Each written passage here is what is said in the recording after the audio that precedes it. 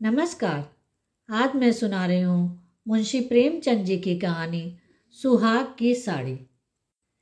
यह कहना भूल है कि दाम्पत्य सुख के लिए स्त्री पुरुष के स्वभाव में मेल होना आवश्यक है। श्रीमती गौरा और श्रीमान कुंवर रतन सिंह में कोई बात न मिलती थी। गौरा उदार थी, रतन सिंह कौड़ी कौड़ी को दांतों से पकड़ते थे। वह हंसमुख थी, रतन सिंह चिंताशील थे। वह कुल मर्यादा पर जान देती थी, रतन सिंह इसे आडंबर समझते थे। उनके सामाजिक व्यवहार और विचार में घोर अंतर था। यहाँ उदारता की बाजी रतन सिंह के हाथ थी।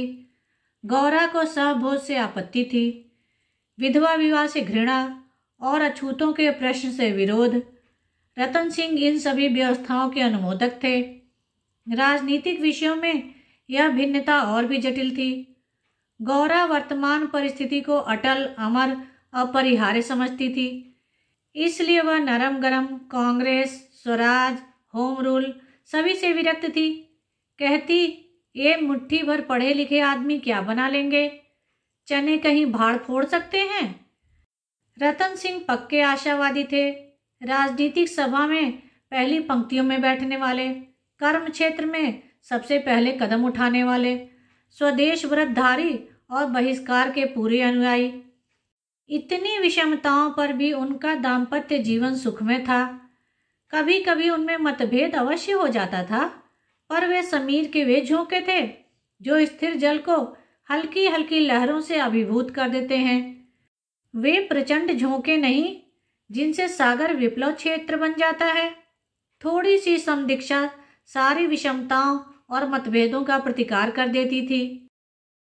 विदेशी कपड़ों की होलियां जलाई जा रही थीं। स्वयं सेवकों के जत्थे भिखारियों की भांति द्वार पर खड़े होकर विलायती कपड़ों की भिक्षा मांगते थे, और ऐसा कदाचित ही कोई द्वार था जहां उन्हें निराश होना पड़ता हो। खद्दर और गाढ़े के दिन फिर गए थे।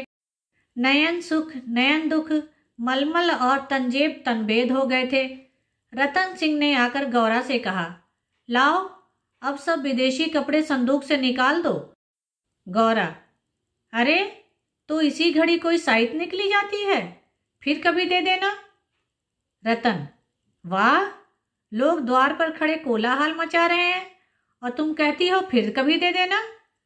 गौरा, तो यह लो कुंजी, लो निकाल कर दे दो। मगर यह सब है लड़कों का खेल। घर फूंकने से स्वराज न कभी मिला है और न मिलेगा। रतन, मैंने कल ही तो इस विषय पर तुमसे घंटों सिरपच्ची की थी और उस समय तुम मुझसे सहमत हो गई थी। आज तुम फिर वही शंकाएं करने लगी। गौरा, मैं तुम्हारे अप्रसन्न हो जाने के डर से चुप हो गई थी।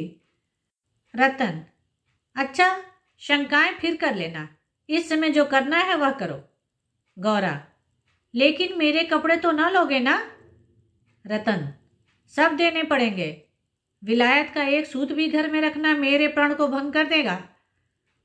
इतने में राम टहल साइस ने बाहर से पुकारा, सरकार, लोग जल्दी मचा रहे हैं। कहते हैं अभी कई मोहल्लों का चक्कर लगाना है। कोई गाढ़े का टुकड़ा हो तो मुझे भी मिल जाए। मैंने भी अपने कपड़े दे दिए। केसर मेहरी कपड़ों की एक गठरी लेकर बाहर जाती हुई दिखाई दी। रतन सिंह ने पूछा, क्या तुम भी अपने कपड़े देने जाती हो?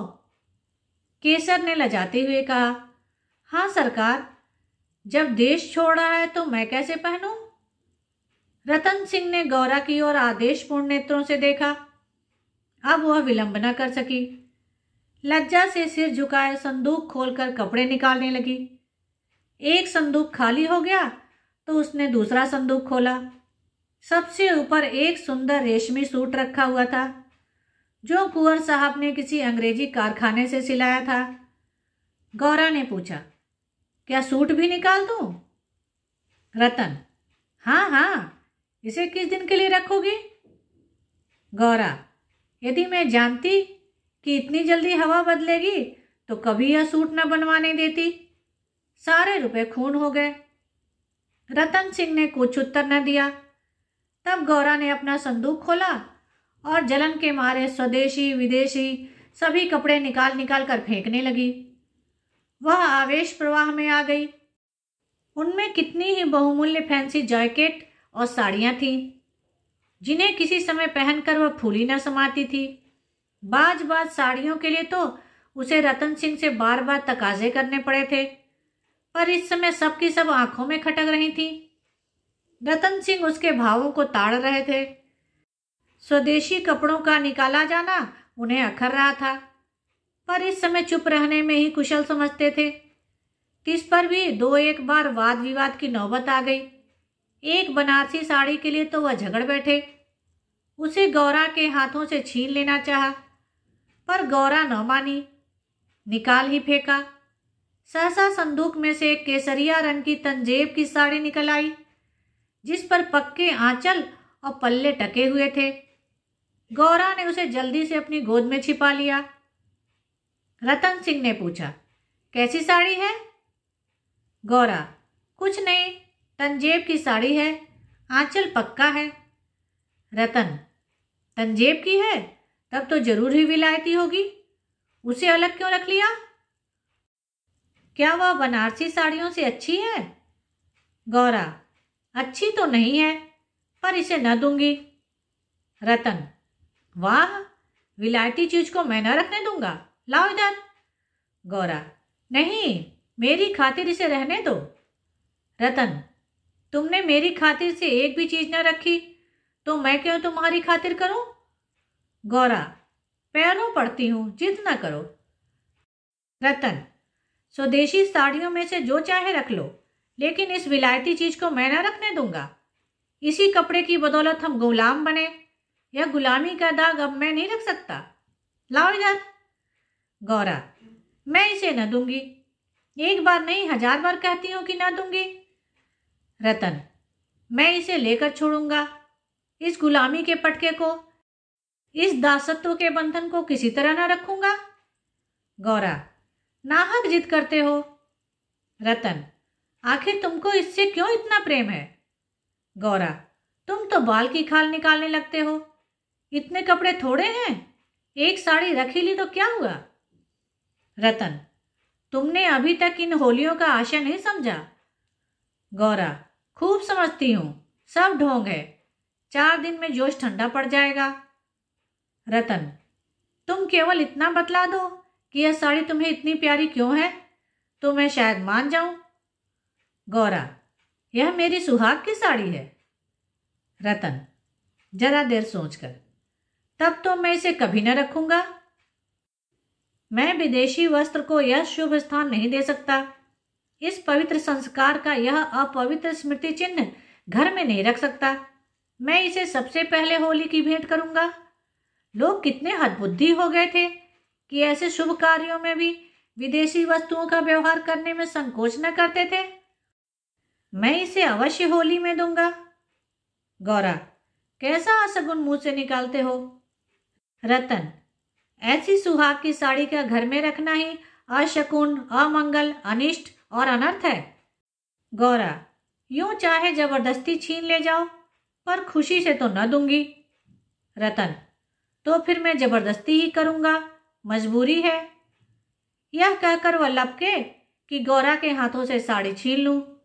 गौरा ने उसे मजबूती से पकड़ लिया और रतन की ओर कातर नेत्रों से देखकर कहा, तुम्हें मेरे सिर की कसम। केसर मेहरी बोली, बहू जी की इच्छा है तो रहने दीजिए। रतन सिंह के बढ़े हुए हाथ रुक गए, मुख मलिन हो गया। उदास होकर बोले, मुझे अपना व्रत तोड़ना पड़ेगा, प्रतिज्ञा पत्र पर झूठे हस्ताक्षर करने पड़ेंगे। खैर, यही सही। शाम हो गई थी। द्वार पर स्वयं सेवक गण शोर मचा रहे थे। कुंवर साहब जल्दी आइए, श्रीमती जी से भी कह दीजिए हमारी प्रार्थना स्वीकार करें, बहुत देर हो रही है। उधर रतन सिंह असमंजस में पड़े हुए थे कि प्रतिज्ञा पत्र पर कैसे हस्ताक्षर करूं। विदेशी वस्त्र घर में रखकर स्वदेशी व्रत का पालन क्यों कर होगा। आगे कदम बढ़ा चुका हूं, पीछे हट नहीं सकता, लेकिन प्रतिज्ञा का अक्षरशः पालन करना अभीष्ट भी तो नहीं, केवल उसके आशय पर लक्ष्य रखना चाहिए। इस विचार से मुझे प्रतिज्ञा पत्र पर हस्ताक्षर करने का पूरा अधिकार है। त्रियाहट के सामने किसी की नहीं चलती। यूं चाहूं तो एक ताने में काम निकाल सकता हूं, पर उसे बहुत दुख होगा। बड़ी भावुक है, उसके भावों का आदर करना मेरा कर्तव्य है। गौरा भी चिंता में डूबी हुई थी। सुहाग की साड़ी सुहाग का चिन्ह है, उसे आग में। कितने अशगुन की बात है। ये कभी कभी बालकों की भांति जिद करने लगते हैं, अपनी धुन में किसी की नहीं सुनते। बिगड़ते हैं तो मानो मुंह ही नहीं सीधा होता। लेकिन वे बेचारे भी तो अपने सिद्धांतों से मजबूर हैं। झूठ से उन्हें घृणा है। प्रतिज्ञा पत्र पर झूठी स्वीकृति लिखनी पड़ेगी। उनकी आत्मा को बड़ा दुख होगा। घोर धर्म संकट में पड़े होंगे। यह भी तो नहीं हो सकता कि सारे शहर में स्वदेशानुरागियों के सिरमौर बनकर उस प्रतिज्ञा पत्र पर हस्ताक्षर करने से आनाकानी करें। कहीं मुंह दिखाने को भी जगह न रहेगी। लोग समझेंगे बना हुआ है, पर शकुन की चीज कैसे दे दूं? इतने में उसने राम टहल साइस को सिर पर कपड़ों का गट्ठर लिए बाहर जाते देखा। केसर मेहरी भी सिर पर एक गट्ठर लिए हुई थी। पीछे पीछे रतन सिंह हाथ में प्रतिज्ञा पत्र लिए हुए जा रहे थे। उनके चेहरे पर ग्लानि की झलक थी, जैसे कोई सच्चा आदमी झूठी गवाही देने जा रहा हो।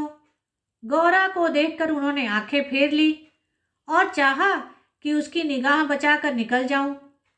गौरा को ऐसा जान पड़ा कि उनकी आंखें डबडबाई हुई हैं।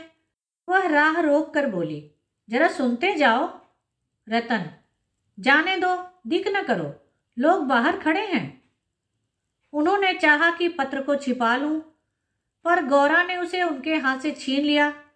उसे गौर से पढ़ा और एक क्षण चिंतामग्न रहने के बाद बोली, वह साड़ी भी लेते जाओ। रतन, रहने दो, अब तो मैंने झूठ लिख ही दिया। गौरा, मैं क्या जानती थी कि तुम ऐसी कड़ी प्रतिज्ञा कर रहे हो।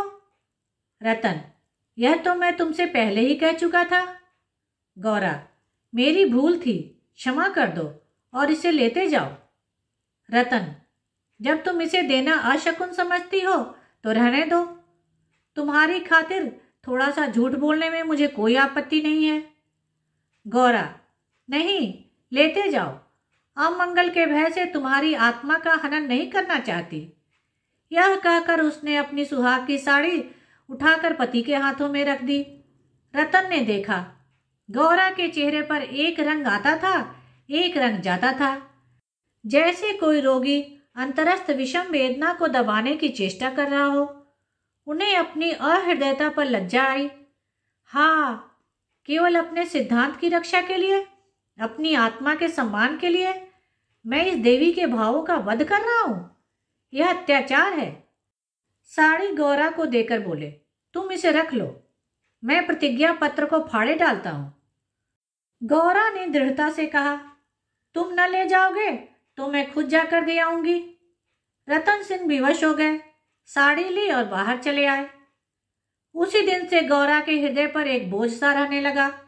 वह दिल बहलाने के लिए नाना उपाय करती, जलसों में भाग लेती, सैर करने जाती, मनोरंजक पुस्तकें पढ़ती, यहाँ तक कि कई बार नियम के विरुद्ध थिएटरों में भी गई।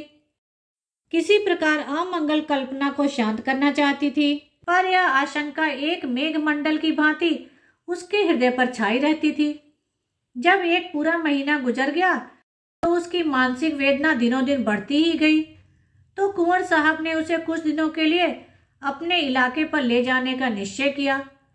उसका मन उन्हें उनके आदर्श प्रेम का नित्य तिरस्कार किया करता था। वह अक्सर देहातों में प्रचार का काम करने जाया करते थे, पर अब अपने गांवों से बाहर न जाते, या जाते तो संध्या तक जरूर लौट आते। उनकी एक दिन की देर, उनका साधारण सिर दर्द और जुकाम उसे अव्यवस्थित कर देते थे। वह बहुधा बुरे स्वप्न देखा करती। किसी अनिष्ट के काल्पनिक अस्तित्व की छाया उसे अपने चारों ओर मंडराती हुई प्रतीत होती थी। वह तो देहात में पड़ी हुई आशंकाओं की कठपुतली बनी हुई थी। इधर उसकी सुहाग की साड़ी स्वदेश प्रेम की वेदी पर भस्म होकर रिद्धि प्रदायिनी भभूत बनी हुई थी। दूसरे महीने के अंत में रतन सिंह उसे लेकर लौट आए। गौरा को वापस आए 3-4 दिन हो चुके थे, पर असवाब संभालने और नियत स्थान पर रखने में वह इतनी व्यस्त रही कि घर से बाहर न निकल सकी थी। कारण यह था कि केसर मेहरी उसके जाने के दूसरे ही दिन छोड़कर चली गई थी और अभी उतनी चतुर दूसरी मेहरी न मिली थी। कुंवर साहब का साइस राम टहल भी छोड़ गया था। बेचारे कोचवान को साइस का भी काम करना पड़ता था। संध्या का समय था। गौरा बरामदे में बैठी आकाश की ओर एकटक होकर ताक रही थी। चिंताग्रस्त प्राणियों का एकमात्र ही अवलंब है। सहसा रतन सिंह ने आकर कहा, चलो आज तुम्हें स्वदेशी बाजार की सैर करा लावें। यह मेरा ही प्रस्ताव था, पर 4 दिन यहाँ आए हो गए, उधर जाने का अवकाश ही न मिला। गौरा, मेरा तो मन जाने को नहीं चाहता, यहीं बैठकर कुछ बातें करो। रतन सिंह, नहीं, चलो देख आवें, 1 घंटे में लौट आवेंगे। अंत में गौरा राजी हो गई। इधर महीनों से बाहर न निकली थी। आज उसे चारों तरफ एक विचित्र शोभा दिखाई दी। बाजार कभी इतनी रौनक पर न था। वह स्वदेशी बाजार में पहुंची तो जुलाहों और कोरियों को अपनी अपनी दुकानें सजाए बैठे देखा। सहसा एक वृद्ध कोरी ने आकर रतन सिंह को सलाम किया। रतन सिंह चौंक कर बोले, राम टहल, तुम अब कहाँ हो? राम टहल का चेहरा श्री संपन्न था। उसके अंग अंग से आत्मसम्मान की आभा झलक रही थी। आंखों में गौरव ज्योति थी। रतन सिंह को कभी अनुमान न हुआ था कि अस्तबल साफ करने वाला बुढ़ा राम टहल इतना सौम्य, इतना भद्र पुरुष है। वह बोला, सरकार, अब तो अपना कारोबार करता हूँ। जब से आपकी गुलामी छोड़ी तब से अपने काम में लग गया। आप लोगों की निगाह हम गरीबों पर हो गई, हमारा भी गुजर हो रहा है। नहीं तो आप जानते ही हैं कि किस हालत में पड़ा हुआ था। जात का कोरी हूँ, पर पापी पेट के लिए चमार बन गया था। रतन, तो भाई अब मुंह मीठा कराओ। यह बाजार लगाने की मेरी ही सलाह थी। बिक्री तो अच्छी होती है। राम टहल, हाँ सरकार, आजकल खूब बिक्री हो रही है। माल हाथों हाथ उड़ जाता है। यहाँ बैठते हुए 1 महीना हो गया है, पर आपकी कृपा से लोगों के 4 पैसे बचे थे, वे बेवाक हो गए। भगवान की दया से रूखा सूखा भोजन भी दोनों समय मिल जाता है, और क्या चाहिए। मालकिन की सुहाग की साड़ी का होली में आना कहिए और बाजार का चमकना कहिए। लोगों ने कहा, जब इतने बड़े आदमी होकर ऐसे शगुन की चीज की परवाह नहीं करते तो फिर हम विदेशी कपड़े क्यों रखें। जिस दिन होली जली है उसके 2-3 दिन पहले ही सरकार इलाके पर चले गए थे। उसके पहले भी सरकार कई दिनों तक घर से बहुत कम निकलते थे। मैं तो यही कहूँगा कि यह सारी माया उसी सुहाग की साड़ी की है।